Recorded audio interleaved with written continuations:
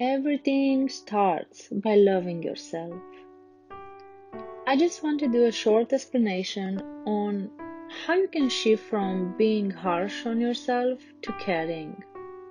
Because oftentimes in life, there are people who are so negative about themselves and they try to please others in order to feel good about themselves, not knowing that they are trapped. They are trapped in a cycle of harming themselves eventually because they will lose themselves. And of course, there are other kinds of people that because they feel miserable about themselves in a selfish way, if that makes sense, and they will treat other miserable like a punishment. I can give you many examples of this kind of experiences, but probably the most important will be my own, because otherwise you may wonder, how do I dare? And you might be right, because each one of us have different experience regarding love. But are you sure this kind of experience of love are not coming from a fear of being alone, a mental disorder created by society or others? You know, that feeling of having someone significant in our life. Do you lie to yourself? I'm 37 years old and maybe I still have a lot to explore in this life regarding love. I did have a terrible beginning in my love life, I do know this. By looking back now at my life experience, I have a different understanding. With my first ex-husband, the father of my sons, although it did look from outside and from inside a pure love, basically what it was my need of discovering love. So with the help of my mind, I created a perfect person to whom I've give everything, literally, losing myself. In the same time, he understood this relationship perfect for a time because it was everything that he wanted to feel from a woman. But actually what happened was that as long as I make him my first priority in my life, until I've realized I was just a slave of his mind, because when my focus shifts towards my kids, the problem in paradise starts appearing.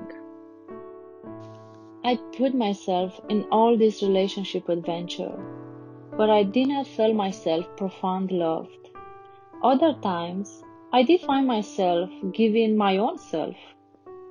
I was the kind of person that will always pray for the well-being of the others, for their safety. When he was in a trip, because, work related, I will always ask the universe if something bad will happen, please take me instead of him. Let him be okay. He was fine. He was just cheating with his coworker. So the question is love or need? Then the second ex-husband though, this kind of experience, the experience of love, did come indeed from a selfish need. The best story that can emphasize the story between my two marriages will be a snake between two rocks. Imagine that snake trying to get out from two rocks and going his way, and while he was trying to get out of there, he felt his skin rip off, but still he continued. This could always be related with the Kundalini awakening, with a different awareness, having a new skin, being a new you. So yeah, this was kind of my own hell in this relationship. To serve others come from our nature. When I give myself from the abundance of the self, of caring and love to others, it's just the joy of giving. Love is giving, sharing, and that we have find meaning. But make sure that you're sharing or you're giving is not one of the look how good I am. Don't get yourself into this trap. The give and take, giving and receiving, will be in balance if you will know you're present in your life. Make sure you're fully present, being fully aligned, your mind, your truth, with what you are saying and what are your actions. This is the simplest way to detect someone else's participation in your give and take relationship. Live in the space of purpose and try to see the bigger picture, especially on what are you contributing with it. You know how to love others when you will know how to love yourself. It's true that when you stay for a long time with someone, you tend to see the differences more, the defects, what is not working. Learn to focus on what life is giving. Build your present with this person. See the horizon and the purpose for the future together. When you're not loving yourself, that can manifest so many forms. Addictions, emotional instabilities, attachments in different forms. When we have attachments, our view of the situation shrinks, we can't see deeper or wider. Then it comes the obligation that we felt for other people. We feel that we can't speak our truth sometimes, being ourselves, or we're gonna trap our soul. In this situation, we feel so obligated to keep people happy. And actually, we don't understand that it is not our duty. Sure, when you're a mother, our purpose is to touch our baby with that love. But this is nothing for that child. Later on in life, he will have to discover himself, like you have to discover yourself. So it's not our duty to make someone else happy.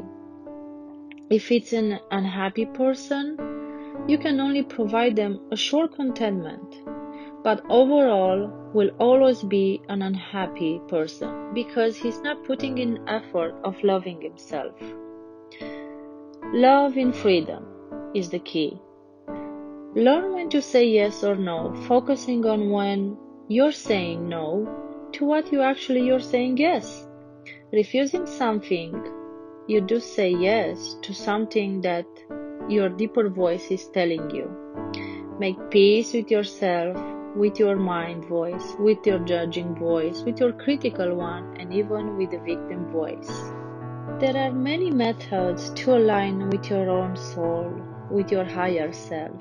Clear the mind, meditate, pray, write some pages to yourself, being honest on that piece of paper with your own feelings. Do some therapy, healing, or massage, or all kind of arts or dance. But be gentle with yourself. Care for yourself. Trust your intuition. Heal your wall that you've built to protect yourself. Make sure you're not in a reality created from your mind or from a reality in co-creation with others. Also, not living in the past or the future that has not happened already. Step by step, create from the present where you have to live your life. What you want to have in your life. I will eat healthy food, I will have healthy thoughts, I will have rich conversation. I will have the love that I deserve without deceiving myself, without any limited expectations. Although I've divorced from these two toxic relationships, from these two toxic people from my life, after years or on the recent present, they're still trying to revenge on me. They're still trying to prove something to me. Actually, they're trying to prove themselves that they are worthy. For myself, these experiences with them teaching me how to love myself, how to listen to myself, how to overcome my own hell. Or maybe I've allowed I wasn't strong enough at that time, and I became stronger by losing everything that my mind created and finding inside my own source of power, myself, and also everything that my heart desired and listen to that. Also, I learned to live my life in a continuous prayer or a meditation form. Not just that I've been looking to escape my darkness, my hell, I learned to love myself there. Half of life is lost in charming others. The other half is lost in going through anxiety caused by others. Leave this game. You have played enough. I've learned that I've allowed myself to be in that situation, and only me can save myself from that miserable situation by loving who I am, not what they thought about me, not what they were saying about me or what they are doing to me.